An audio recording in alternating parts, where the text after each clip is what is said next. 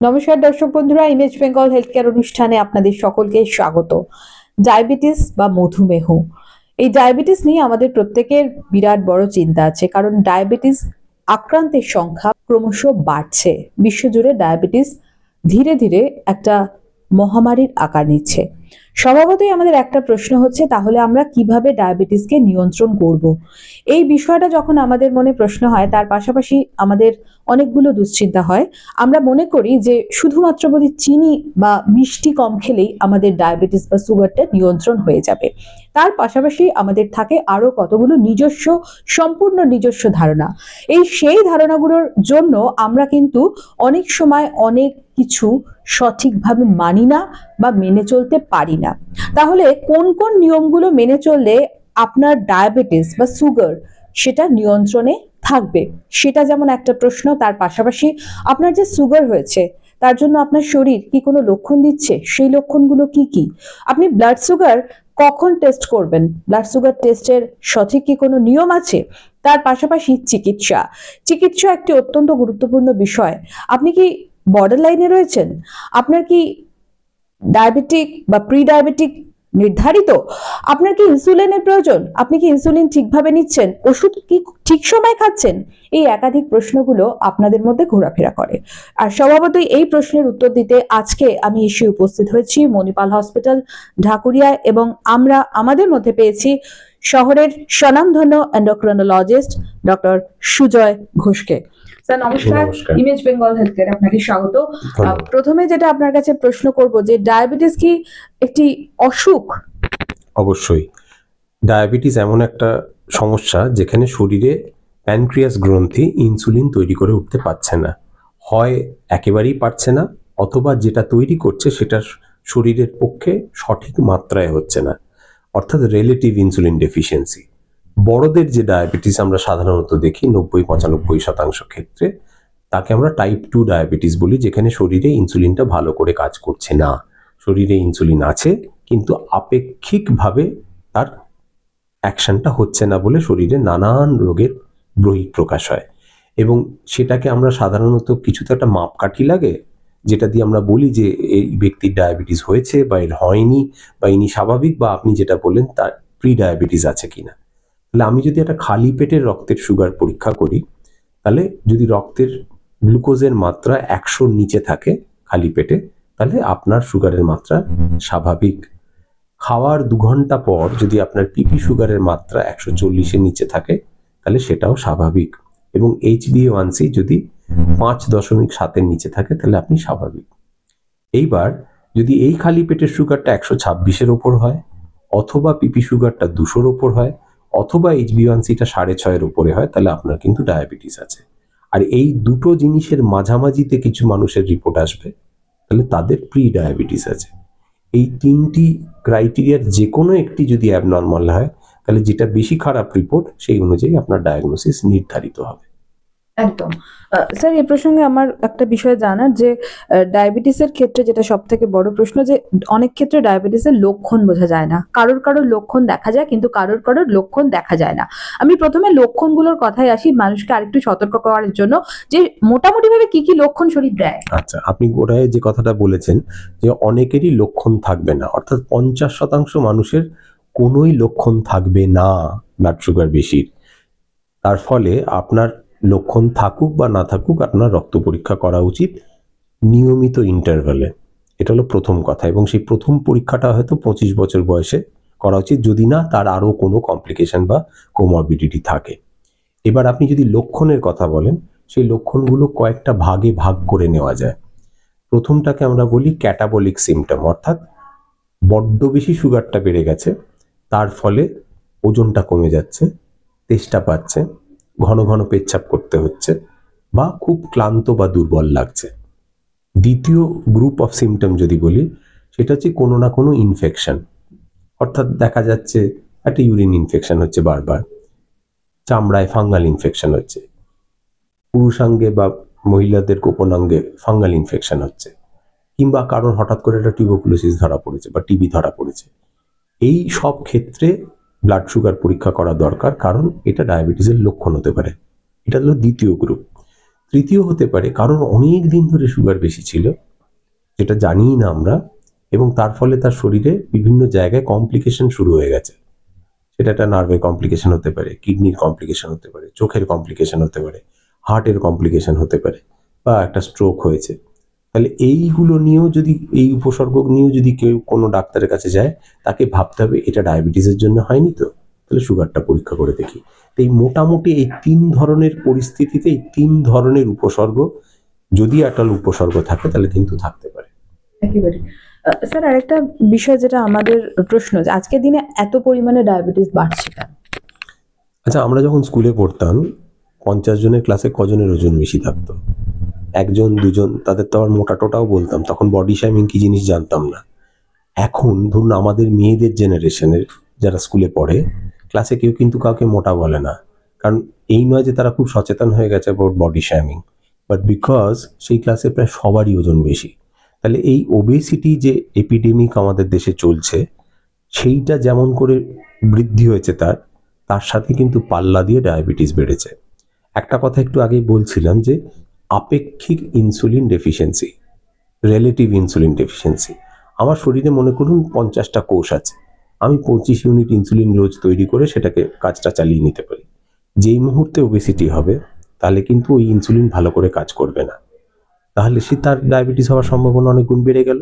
তাহলে আমার ওজন যে কারণে বাড়ে, অর্থাৎ আমার খাদ্যাভ্যাস খারাপ, আমার কায়িক পরিশ্রম নেই, এবং আমার lifestyle and attitude is bad.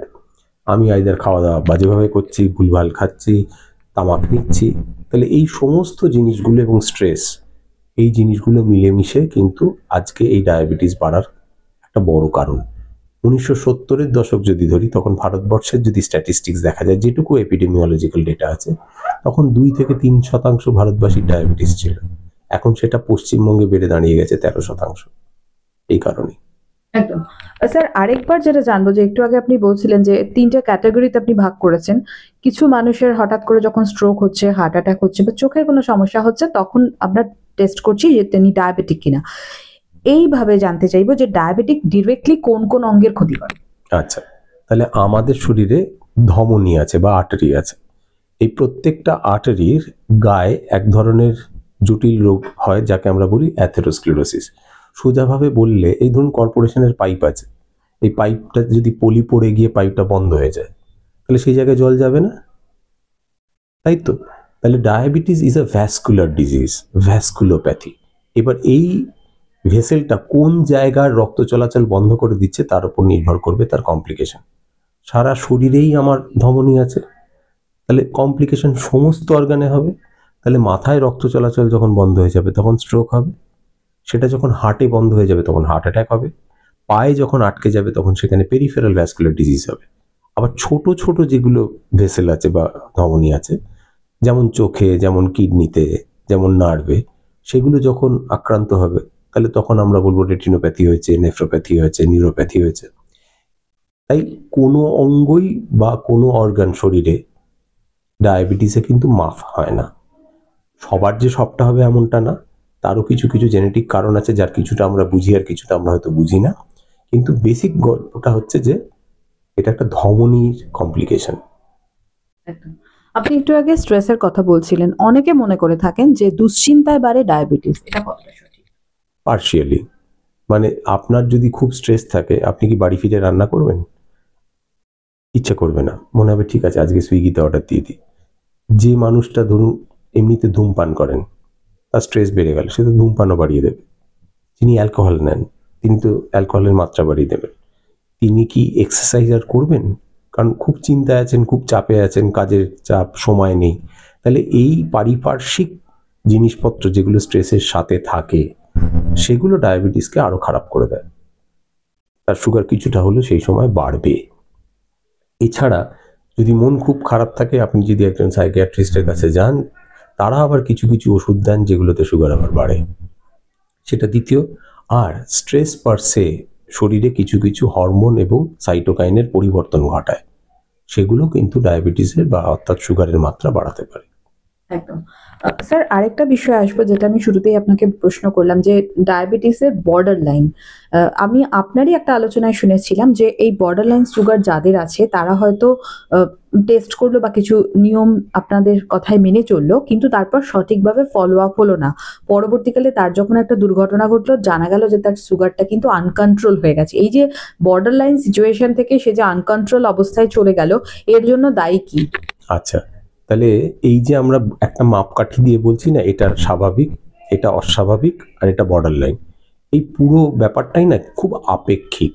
এই যে বললাম একজন মানুষের যদি 126 ব্লাড সুগার থাকে খালি পেটে, তার ডায়াবেটিস আছে, আর 125 থাকলে নেই। ব্যাপারটা করা হয়েছে একটা ডেফিনিশন দেওয়ার জন্যে। It's a risk in continuum, যত বাড়ছে তার রিস্কটা ততটা বাড়ছে। আর আমি এই না প্রি ডায়াবেটিস থেকে ডায়াবেটিস হয়ে গেল এইটা না বলেও যেটা বলার চেষ্টা করুন, মনে করুন কারো ডায়াবেটিস ছিল, চিকিৎসা দেওয়া হলো, তার ব্লাড সুগারটা একটা নর্মাল জায়গায় চলে এলো, তারপর তো সে আর কাউকে দেখাতেও আসে না, নিজের কোনো জীবনধারার পরিবর্তনও করে না, মানেই না, যেন অ্যাজ ইফ ভাবছে যে ডায়াবেটিসটা একটা 100 মিটারের দৌড়, একবার জিতে গেছি মানে মেডেলটা আমার। Diabetes is a marathon, it's a life long companion of years. তাই আমি যদি সঠিক সময়ে নিয়মিতভাবে চিকিৎসার মধ্যে, নিয়ন্ত্রণের মধ্যে এবং পরীক্ষা নিরীক্ষার মধ্যে না থাকি, তাহলে কিন্তু বিপদ। তাই সেটা প্রি ডায়াবেটিসের ক্ষেত্রেও যেমন, কন্ট্রোল ডায়াবেটিসের ক্ষেত্রেও তেমন। আমরাও দেখি রুগীদেরকে, আমরা যতই বলি না কেন, সে এসে দেখিয়ে টেকিয়ে চিকিৎসা করে 1 মাস বাদে দেখা গেল ব্লাড সুগারটা নর্মাল, ওটাই তারপর কিন্তু চলছে, সেটার আর কোনো পরিবর্তন হলো না। তাহলে মনে রাখতে হবে শেয়ার বাজারের মতো এরও উত্থান আর পতন আছে, সেটা আপনাকে খেয়াল রাখতে হবে এবং সেই মতো ব্যবস্থা নিতে হবে। একেবারে। অনেকের মনে প্রশ্ন থাকে যে একবার ডায়াবেটিস ধরা পড়েছেন, চিকিৎসক ওষুধ দিয়েছেন, তাহলে ডায়াবেটিস যখন কমে গেল তাহলে ওষুধ। আবার যদি কারোর অনেক বেশি থাকে তাহলে সেক্ষেত্রে আপনারা ইনসুলিন দেন। তাহলে এই ওষুধ বা ইনসুলিন কমে যাওয়ার পর একদম বন্ধ করে দেওয়া যায় কি? আচ্ছা, তাহলে মেইন গল্প হচ্ছে দুটো। পরীক্ষায় পাশ করতে হবে। আমি নিজে নিজে পড়ে পাশ করি, আমি কারো কাছে একটা গিয়ে কোচিং নিয়ে পাশ করি, তাহলে আমার results matter, that's number one. Are the means have to be safe. অর্থাৎ মনে করুন কেউ একজন প্রেগনেন্ট, কিছু কিছু সুগারের ট্যাবলেট আছে তো যেগুলো দিয়ে সুগার ঠিক থাকবে, কিন্তু সেটা কি প্রেগনেন্সিতে ব্যবহার করা সেফ হবে? হবে না। আমরা যা ওষুধ খাই সেটা তো আবার শরীর থেকে বেরিয়ে যায়, কে বার করে দেয়? হয় কিডনি বার করে দেয়, নয় লিভার বার করে দেয়। এবার আপনার একটা লিভারের সমস্যা আছে, আপনার একটা কিডনির সমস্যা আছে, তাহলে কি সেই ট্যাবলেটগুলো দেওয়া যাবে? সেই ট্যাবলেটগুলো দিলেও তো সেটা সুগারটা নর্মাল থাকবে। তাহলে ইউ হ্যাভ টু এনশিওর যে আপনি যদি ট্যাবলেট দিয়ে চিকিৎসা করেন তাহলে পরিস্থিতিটা কি এমন যে সেই ট্যাবলেটগুলো সেফলি ব্যবহার করা যাবে, আর আলটিমেটলি রেজাল্ট কি হচ্ছে, এই দুটো জিনিস খেয়াল রেখে আমার হচ্ছে ট্যাবলেট ইউজ করব না ইনসুলিন ইউজ করব। এবার অনেকেরই বক্তব্য, আচ্ছা ডাক্তারবাবু ইনসুলিনটা যে শুরু করছেন এটা কি আজীবন জন্য? ডেথ সার্টিফিকেট অলমোস্ট, বাংলা সিনেমার 3rd স্টেজ অফ ক্যান্সারের মতো। তাহলে সেখানে মনে রাখতে হবে যে ডাক্তারবাবু ইনসুলিনটা শুরু করেছেন কেন? আপনার একটা গল ব্লাডারের সার্জারি হবে সামনের সপ্তাহে, ডাক্তারবাবু পাঠিয়েছে আমার কাছে যে ব্লাড সুগারটা তাড়াতাড়ি করে কন্ট্রোল করে দাও, ঘা শুকিয়ে যাক, তারপর আবার আমরা ইনসুলিন বন্ধ করে দেবো। প্রেগনেন্সির ক্ষেত্রে বাচ্চা হয়ে গেল, ল্যাকটেশন ওভার হয়ে গেল, আমরা আবার ট্যাবলেটে ফেরত চলে যাব। এই একই গল্প কিন্তু অন্য সব ক্ষেত্রে প্রযোজ্য নয়। কি বললাম, কিডনিটা আমার খারাপ হয়ে গেছে, আমি কি আবার ইনসুলিনটা বন্ধ করে ট্যাবলেটে ফেরত যেতে পারবো? উত্তর হচ্ছে না। বা এই ডায়াবেটিস একটা প্রোগ্রেসিভ ডিজিজ, কি বললাম, প্যানক্রিয়াস ভালো করে ইনসুলিন তৈরি করতে পারছে না, এটা অনেকটা একটা ঘোড়ার মতো, ঘোড়াটা হাঁপাচ্ছে, আমরা ঘোড়ায় কি করছি, একটা ট্যাবলেট দিচ্ছি, অর্থাৎ ঘোড়াটাকে একটু চাবুক মারলাম, সে খানিকটা ছুটলো, তাকে আবার দ্বিতীয় একটা ওষুধ যোগ করলাম, তৃতীয় একটা ওষুধ যোগ করলাম, একটা পর্যায়ের পর ট্যাবলেটগুলো কাজ করছে না, তখন আমি যদি ইনসুলিন দিতে চাই তাহলে কি তার ইনসুলিনটা বন্ধ হবে? হবে না, কারণ আমি তো ওই প্রসেসটাকে রিভার্স করে দিতে পারছি না। তাহলে এই আলোচনাটা যদি রোগীর সাথে ঠিক করে করা হয় তাহলে বোধহয় তার ডিসঅ্যাপয়েন্টমেন্ট কম আর অ্যাকসেপ্টেন্স অফ ইনসুলিন অনেক বেটার হবে। স্যার একটু আমি চিকিৎসার প্রসঙ্গে আসবো। যখন কোনো পেশেন্ট আপনার কাছে আসেন, তার যখন ডায়াবেটিস ধরা পড়ে, প্রথমেই কি আপনারা ওষুধ দিয়ে তার চিকিৎসা করেন? তাহলে এটা পুরো পরিস্থিতিটার উপর নির্ভরশীল যে এ কি সত্যি নতুন করে ডায়াবেটিস ধরা পড়েছে। কারণ ট্রিটমেন্ট নাইভ, মানে যাকে কোনোদিন চিকিৎসা দেওয়া হয়নি, তাকে কিন্তু খুব সামান্য পরিমাণ ওষুধ দিলে কিন্তু তার সুগার কমে যায়। এবং তাছাড়া যেটা দেখতে হবে যে তার জীবনধারাটা কতটা খারাপ ছিল, তার ওজনটা কতটা বেশি ছিল, অর্থাৎ আমার নন ড্রাগ ইন্টারভেনশনের জায়গাটা কতটা। যে মানুষটা ধরুন খুব স্বাস্থ্য সচেতন, ফিজিক্যাল অ্যাক্টিভিটি করেন, এক্সারসাইজ করেন, ডায়েট ঠিক আছে, তার যদি এখন ডায়াবেটিস ধরা পড়ে, তাকে যদি আমি বলি লাইফস্টাইল দিয়ে তার ডায়াবেটিসটা ঠিক হয়ে যাবে, হবে কি? হবে না। কিন্তু বেশিরভাগ ক্ষেত্রেই আমাদের বাঙালিদের মধ্যে কি দেখা যায়, যে অনেক গড়বড়। সেইগুলো যদি ঠিক করতে পারি, দিয়ে তারপর দেখি না, আমারও তো তারা কি আছে। তবে আরেকটা জিনিস এখানে হচ্ছে, যেটা বলে রাখি, এর উল্টো দিকটা, সেটা হচ্ছে মানুষ খুব কমপ্লেসেন্ট। এসে দেখবেন, বলবেন আমার মার না এই একটা অল্প ডায়াবেটিস হচ্ছে, সেই অল্পটা কি আমি ঠিক বুঝি না। এই কথাটা বলছি এই কারণে, মনে করুন আপনি চিকিৎসাটা করছেন কেন, যাতে কমপ্লিকেশন না হয়। আপনি ডায়াবেটিসের প্রথম 10 বছর যা চিকিৎসা করছেন, outcome will depend on that. তার 50%-এর বেশি will depend on what you done in the first 3 years. তাই আপনি যখন ব্যাপারটাকে মনে করছেন নগণ্য, গৌণ, সেই সময় চিকিৎসাটা সবচেয়ে বেশি ম্যাটার করে। কেন না, সুগার থেকে যদি কমপ্লিকেশন আস্তে আস্তে করে শুরু হয়ে যায় একবার, তখন কিন্তু আর গাড়িটাকে থামানো মুশকিল। ডায়াবেটিসের লাইফস্টাইলের কথা আপনি বললেন, সেখানে খাওয়া দাওয়া বলুন, ওষুধ বলুন এবং ইনসুলিন বলুন, সেখানে সময়ের ভূমিকা কতটা, টাইম কতটা ইম্পর্টেন্ট? সেটা তো আমরা যখনই কাউকে একটা চিকিৎসার কথা বলছি, সেখানে আমরা বলার চেষ্টা করি যে যতটা পারা যায় একটা রেগুলার লাইফস্টাইলের প্যাটার্ন ঠিক করে রাখা, এবং সেইটা অনুযায়ী আপনি আপনার চিকিৎসাটাকে অ্যাডজাস্ট করার চেষ্টা করেছেন। যদিও আমরা মানছি বিভিন্ন প্রফেশনে বিভিন্ন রকমের প্রতিবন্ধকতা থাকে, আমরা সেই মতো করে সেটাকে চেষ্টা করি ওষুধপত্রটা তার সঙ্গে একটা ম্যাচ করার বা টাইমিংটাকে ঠিক করার, কিন্তু একটা নিয়মের মধ্যে থাকতে হবে, যথেচ্ছাচার করা যাবে না। একদম। স্যার, ডায়াবেটিস নিয়ন্ত্রণে যারা সবসময় ভাবেন, তাদের মনে একটাই প্রশ্ন আসে, যেটা কতটা সঠিক আমি জানি না, যে যত দোষ নন্দঘোষের মতো যত দোষ চিনির দোষ বা মিষ্টির দোষ। তারা সবার আগে চিনিটাকে সরিয়ে রাখেন এবং মিষ্টিটা হয়তো সাময়িকভাবে খান না, কিন্তু তাতেও দেখা যায় যে সুগার কিন্তু সবসময় নিয়ন্ত্রণে আসছে না। তাহলে গলতটা কোথায়? আচ্ছা, লোকেরা ভাবে মুখে চিনিটা দিলাম, অর্থাৎ গ্লুকোজ বা সুক্রোজ খেলাম, সেটা ডাইরেক্টলি রক্তে চলে গিয়ে আমার ব্লাড সুগার বেড়ে গেল। গল্পটা এতটা সোজা নয়। ডায়াবেটিসের কন্ট্রোলের ক্ষেত্রে দুটো জিনিস আমরা মেনলি বলি। একটা হচ্ছে সারাদিনে আপনি ক্যালোরি কত খাচ্ছেন, সেটার উপর নির্ভর করবে আপনার ডায়াবেটিসে ব্লাড সুগার বাড়বে, কমবে না কীরকম হবে। আর এই যে কার্বোহাইড্রেট যেটা খাচ্ছি, যেটার সঙ্গে নাকি তাৎক্ষণিক সুগারের কমা বাড়া আছে, তারও আবার দুটো দিক আছে।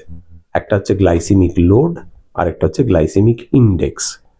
মনে করা যাক যে একটা জিনিসে, ধরুন আলু, 100 গ্রাম আলুতে 100 ক্যালোরি আছে, দ্যাটস দ্য লোড। আর মনে করুন তরমুজ খাচ্ছেন বা রসগোল্লা খাচ্ছেন, খেলে কিন্তু তাৎক্ষণিক সুগারটা বাড়বে, তাহলে দ্যাট ইজ গ্লাইসেমিক ইন্ডেক্স। তাহলে যে পরিমাণ সুগার সেটা খুব তাড়াতাড়ি বেড়ে গেল, আবার কিন্তু শরীর থেকে বেরিয়ে গেল।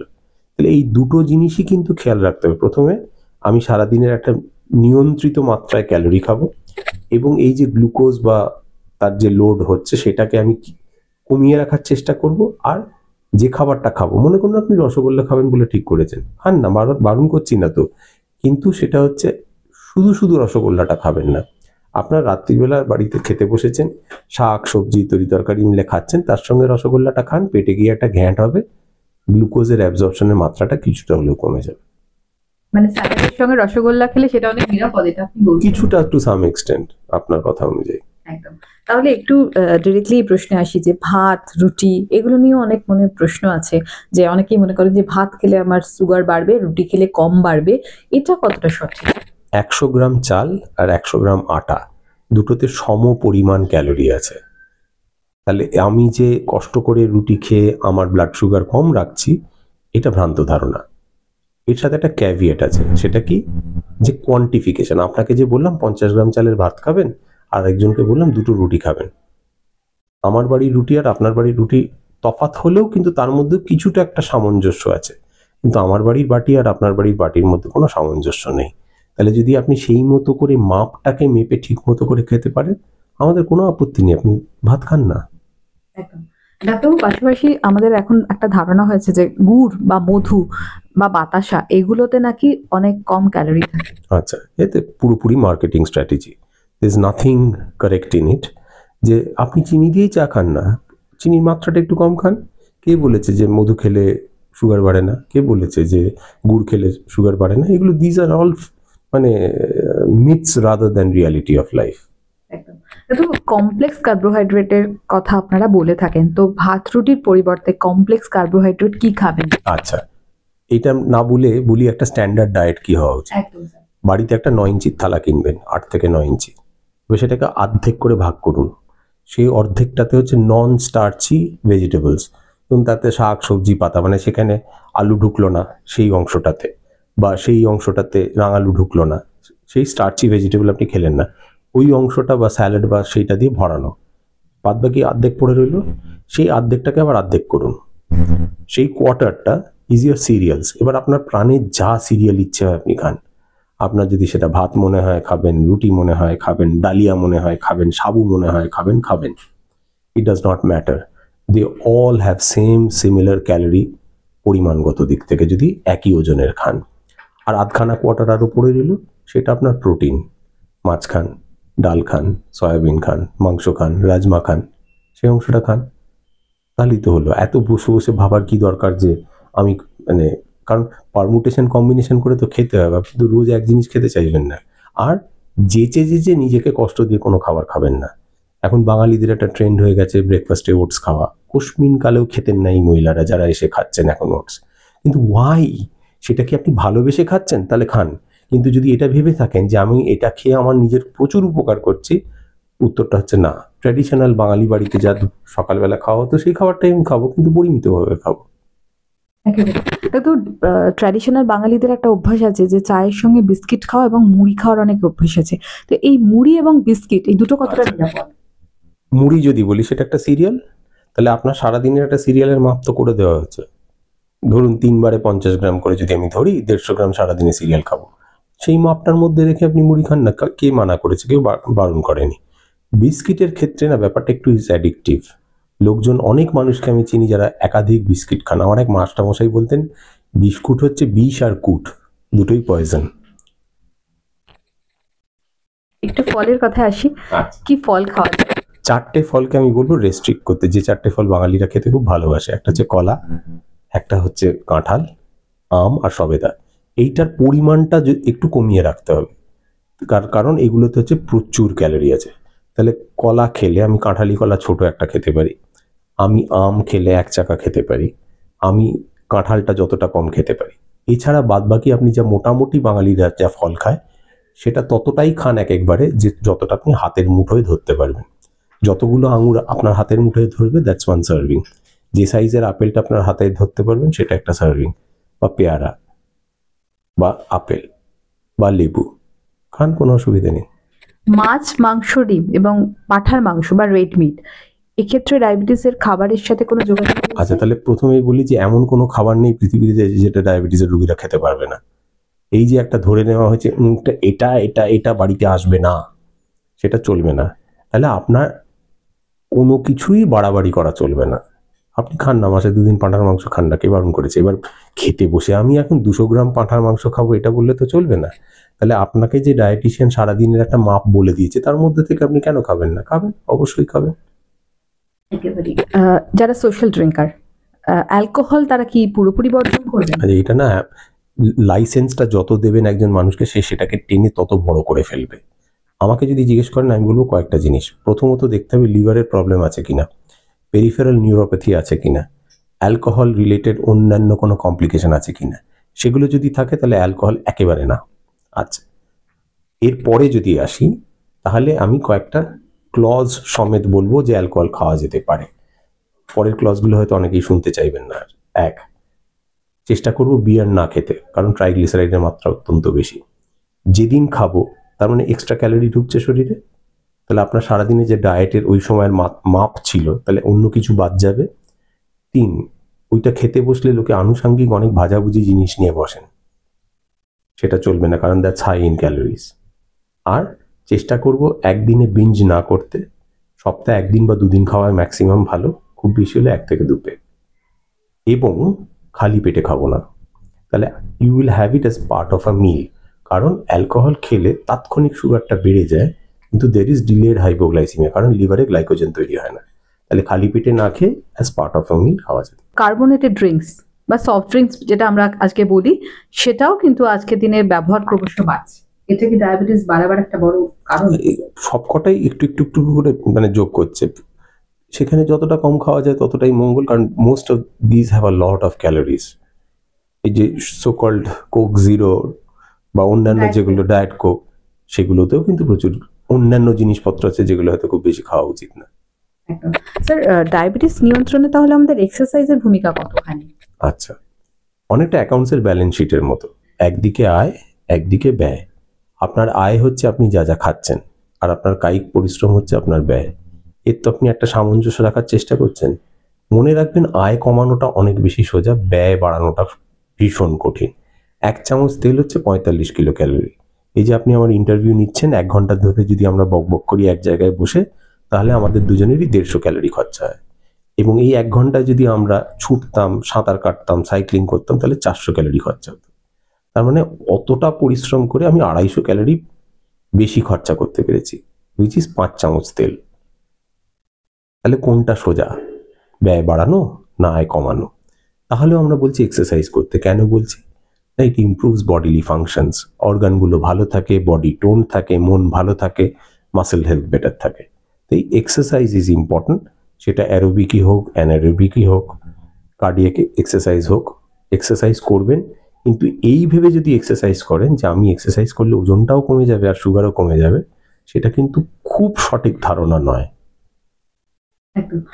স্যার, লাস্টলি যেটা বলার, যে ডায়াবেটিস নিয়ন্ত্রণের ক্ষেত্রে আপনার যদি কয়েকটা উপায়, মানে ভীষণ সোজা উপায় যদি কয়েকটা বুঝিয়ে বলেন। আমরা আজকের দিনে আপনার আলোচনার মাধ্যমে এটা বুঝতে পেরেছি যে শুধুমাত্র চিনি বা মিষ্টি নয়, ভাত নয়, ক্যালোরি ম্যানেজমেন্ট এটা আজকের দিনে অত্যন্ত প্রাসঙ্গিক এই ডায়াবেটিস নিয়ন্ত্রণে। তার পাশাপাশি স্যার, আমাদের যেটা জানা যে কয়েকটা উপায় যেটাতে সহজভাবে একজন পেশেন্ট তার সুগারটাকে নিয়ন্ত্রণে রাখতে পারবেন। আচ্ছা আচ্ছা, আপনি সুগারটাকে পরীক্ষা করছেন আর সেটাকে ঠিক রাখতে চাইছেন কেন? রিপোর্টটা বাঁধিয়ে রাখবেন?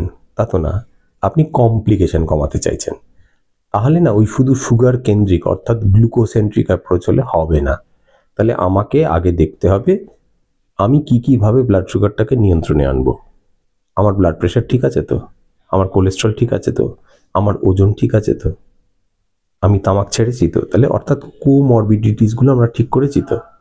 দ্বিতীয়, আমার কমপ্লিকেশনগুলোকে স্ক্রিন করেছি তো? লিভার ঠিক আছে, কিডনি ঠিক আছে, হার্ট ঠিক আছে, স্ট্রোক হয়নি তো, নার্ভ ঠিক আছে? তাহলে কমপ্লিকেশন স্ক্রিনিং অ্যান্ড ম্যানেজমেন্ট, সেটা দ্বিতীয় বিষয় হবে। তৃতীয় জিনিস হচ্ছে এডুকেশনের মাধ্যমে রেগুলার একটা ফলো আপ এবং একটা কাঠামো তৈরি করে নিতে হবে, যে এই সুগারটা নিয়ন্ত্রণ করতে গেলে আমার জীবনধারার পরিবর্তন, জানি আমরা আলোচনা করেছি, সঠিক সময়ে ওষুধ নেওয়া এবং সময়ে সময়ে ইনভেস্টিগেশন করে দেখা যে এই সবকটা পরীক্ষার পেপারে পাশ করছি কিনা। যে জিনিসটা ঘটে, কয়েকদিনের জন্য নিয়ন্ত্রণ হলো, তারপর আবার ভুলে যাওয়া হয়। It has to be a holistic management and it cannot be যে ওই পিপি সুগারটা আমার ঠিক আছে কি নেই, সেটা বড় গল্পের খুব ছোট্ট একটা অংশ। কতদিন পর পর ফলো আপ প্রয়োজন? তাহলে এইবার হচ্ছে আপনি একটা বড় প্রশ্ন করে ফেললেন। তাহলে ধরুন আমাদের ক্লিনিকে যদি এসে দেখেন, একটা সুন্দর করে টেবিল করে চার্ট করে দেওয়া আছে, সব জিনিসের তো একই রকম গল্প নয়। ধরুন রিনাল ফাংশন বছরে একবার দেখবো, HbA1c 3 মাসে একবার দেখবো, ব্লাড সুগার প্রতি মাসে দেখবো। তাহলে প্রত্যেকটা জিনিসের আলাদা আলাদা ইন্টারভেল অফ ফলো আপ আছে, এবং তাতে আমরা রুগীকে বলে দিই যদি আপনি সব কটা জিনিসে ঠিক থাকেন এবং শরীর যদি ঠিক থাকে, তাহলে বছরে একবার আমাদের কাছে আসবেন। স্যার, আমার একটা লাস্ট যেটা প্রশ্ন আছে আপনার কাছে, যে ডায়াবেটিস রোগীরা শুকিয়ে যায় কেন? আচ্ছা, প্রথমত ডায়াবেটিসটা হয় ওজন বাড়ার জন্য বেশিরভাগ ক্ষেত্রে। তাহলে আপনি গল্পটাই শুরু করেছেন ভুল দিক থেকে, যে তার ওজনটা বেড়ে গেছে। এবার আমরা যদি সবাই খেয়াল করি, 18 বছর বয়সে আমাদের যে ওজন ছিল, তার পরবর্তীকালে গিয়ে যেখানে দাঁড়িয়েছে, এই ওজনটা বেড়েছে কেন? ওজন কি দিয়ে তৈরি? আপনার শরীরের জল, হাড়গোড়, মাংসপেশি, অর্গানস এবং চর্বি। একটা বয়সের পর চর্বিটা ছাড়া আর কিচ্ছু বাড়ে না। তাহলে সেই চর্বিটা বেড়েছিল, এবার আপনাকে বলা হয়েছে লাইফস্টাইল করুন, ডায়েট করুন, ওষুধ খান, তার একটা অংশ তো হবেই যে আমার ওজনটা কমবে। তাহলে আপনি তখনকার চিত্রটা দেখে, আপনি যাকে একরকম দেখতে অভ্যস্ত, আপনি এবং আপনার আত্মীয় স্বজন বন্ধু বান্ধব সবাই মিলে বলে, তুই কি রোগা হয়ে গেছিস, তোর কি ডায়াবেটিস হয়েছে? তাহলে ওটা কি রোগের জন্য হয়েছে? রোগটা ঠিক হচ্ছে বলেই হচ্ছে। So you are actually trying to treat and get the person to reduce weight. আর একটা হতে পারে যদি অনিয়ন্ত্রিত ডায়াবেটিস থাকে, তাহলে তখন সুগার কমলে, মানে বাড়লে, তখন ওজন কমবে। তাহলে এই ওজন কমাটাকে আমাদের দেশে না কেউ ভালো চোখে দেখে না। নাদুস নুদুস হবেন, একটু মোটাসোটা হবেন, গোলগাল হবে, তবে না সুন্দর দেখতে, কিন্তু ভেতরটা কি থাকছে মানুষটার। So forget about the weight loss that happens with diabetes treatment. চিন্তা করার চেষ্টা করুন আমার বাদবাকি প্যারামিটার ঠিক থাকছে তো, সেটা খুব জরুরি। ডায়াবেটিসের সঙ্গে ডিরেক্টলি কোলেস্টেরল বা ট্রাইগ্লিসারিডের কি সম্পর্ক আছে? যাদের ডায়াবেটিস থাকবে তাদের কোলেস্ট্রল বেশি থাকার সম্ভাবনা, ট্রাইগ্লিসারাইড বেশি থাকার সম্ভাবনা, তাই সেটাকে সেই মতো করে অ্যাপ্রোপ্রিয়েটলি ট্রিট করতে হবে। একেবারে। স্যার, এরকম কোনো বিষয় আছে যে কোনো ওষুধ, যেটা আপনি একটু আগে বলেছেন যে যাদের সাইকিয়াট্রিক প্রবলেম আছে সেই ওষুধের ডায়াবেটিস অনেকের বেড়ে যায়, এছাড়া আর কোনো ওষুধ আছে যেটা ডায়াবেটিস বাড়তে? আমরা সাধারণত যা ওষুধ ব্যবহার করি তার মধ্যে স্টেরয়েড জাতীয় ওষুধ, কিছু কেমোথেরাপির ওষুধ, সেই ওষুধগুলো খেলেও কিন্তু সুগার বেড়ে যাবেন। কোভিডের সময় দেখবেন অনেক মানুষকে স্টেরয়েড দিয়ে চিকিৎসা করতে হয়েছিল, সেই সময় প্রথম ডায়াবেটিসটা ধরা পড়েছিল, তার কারণ তার প্রবণতাটা ছিল স্টেরয়েডটা তার বহিঃপ্রকাশ করে দিয়েছে। অনেকেই মনে করে থাকেন যে আমার ডায়াবেটিসটা নিয়ন্ত্রণে চলে এসেছে, নিজে নিজেই মনে করেন তাহলে আর আমার এখন ওষুধের প্রয়োজন নেই। অত্যন্ত ভ্রান্ত ধারণা। ডাক্তারবাবুর সাথে পরামর্শ না করে নিজে থেকে ওষুধ বন্ধ করবেন না। আর সব শেষে আমার দর্শক বন্ধুদের জন্য একটা আপনার কাছে প্রশ্ন রাখবো, যদিও এই প্রশ্ন শুনে হয়তো আপনি আমার উপর রেগে যেতে পারেন, যে ডায়াবেটিস কি সারে? এবার এটা না একটা খুব জটিল প্রশ্ন করলেন। আপনার কাছে বা সাধারণ মানুষের কাছে সারা মানে হচ্ছে সুগারটা নর্মাল হয়ে যাওয়া। তাহলে মনে করুন কারোর আজকে ডায়াবেটিস ধরা পড়েছে, এবার আমি তাকে লাইফস্টাইল করিয়ে ব্লাড সুগারটা নর্মাল করলাম, এটাকে কি আপনি সারা বলবেন? দুটো টার্ম ব্যবহার করা হয়, একটা হচ্ছে ডায়াবেটিস রিভার্সাল, একটা হচ্ছে ডায়াবেটিস রেমিশন। ডায়াবেটিস রিভার্সাল শব্দটা বোধহয় ব্যবহার করাই উচিত না। It is more of remission of diabetes, অর্থাৎ তখনকার সাময়িকভাবে ব্লাড সুগারটা নর্মাল হয়ে গেল। এখন যেমন অনেক ওজন কমানোর ওষুধ বাজারে এসছে, তাতে যদি একটা ড্রাস্টিক ওজন কমে, বিশেষ করে যাদের শুরুতে ডায়াবেটিস হচ্ছে এরকম একটা অবস্থাতে, তাদের ব্লাড সুগারটা তো নর্মাল হয়ে যাবে, কিন্তু কিছু দিনের জন্যে, তারপর আবার ফেরত আসবে। সবশেষে ডায়াবেটিস রোগীরা, যেটা আপনি শুরুতেই বললেন যে প্রচুর মানসিক চিন্তা করেন যে তাদের ডায়াবেটিস হয়েছে, তো তাদেরকে আপনি কি বার্তা দেবেন, কি মেসেজ দেবেন? আচ্ছা, যদি বলি 13% ভারতবাসীর ডায়াবেটিস আছে, তাহলে এই 13% মানুষ কি হাপিত্তেশ করে বসে থাকবে আর ভাববে আমার জীবনে কিছুই হলো না? এমনটা তো না। You are not different, you are just like someone else. এবং সেইটা নিয়ে এত চিন্তা, এত ভাবনা করে লাভ নেই। আমরা তো সবাই জানি আমাদের কোনো না কোনো সময় জীবনে কোনো না কোনো কমপ্লিকেশন হবে, তাহলে এইটা নিয়ে এত ভাবনা চিন্তা করার কি দরকার? আপনার হাতে যেটুকু আছে সেই অংশটুকু করুন না। ডাক্তারের কাছে যান, যে কথাগুলো বলছে সেগুলো শুনুন, নিয়ম মানুন, সুস্থ থাকুন, ভালো থাকুন। অনেক ধন্যবাদ স্যার আমাদের সঙ্গে এই আলোচনা আসার জন্য, এবং আজকের দিনে একটি অত্যন্ত প্রাসঙ্গিক আলোচনা, যেটা দিয়ে আমি শুরু করেছিলাম, যে শুধুমাত্র চিনি বা মিষ্টির ওপর দোষ না দিয়ে আমাদের অত্যন্ত সচেতন হতে হবে ক্যালোরি ম্যানেজমেন্টের প্রতি, এবং তার পাশাপাশি ফলো আপ অত্যন্ত গুরুত্বপূর্ণ দিক। তার পাশাপাশি স্যার অনেকগুলো ইম্পর্টেন্ট পয়েন্ট বললেন। আশা করি আমরা যদি ঠিক এই কথাগুলো সঠিকভাবে মেনে চলি, ডায়াবেটিস বা সুগার নিয়ন্ত্রণ যেমন করতে পারবো, তেমনি যাদের এখনো ডায়াবেটিস হয়নি তাদের যেটা হবার ছিল সেটাও আটকে দিতে পারবো। স্যারকে ধন্যবাদ আমাদের সঙ্গে এই আলোচনায় আসার জন্য। আপনারা সকলে সুস্থ থাকুন, ভালো থাকুন, নমস্কার।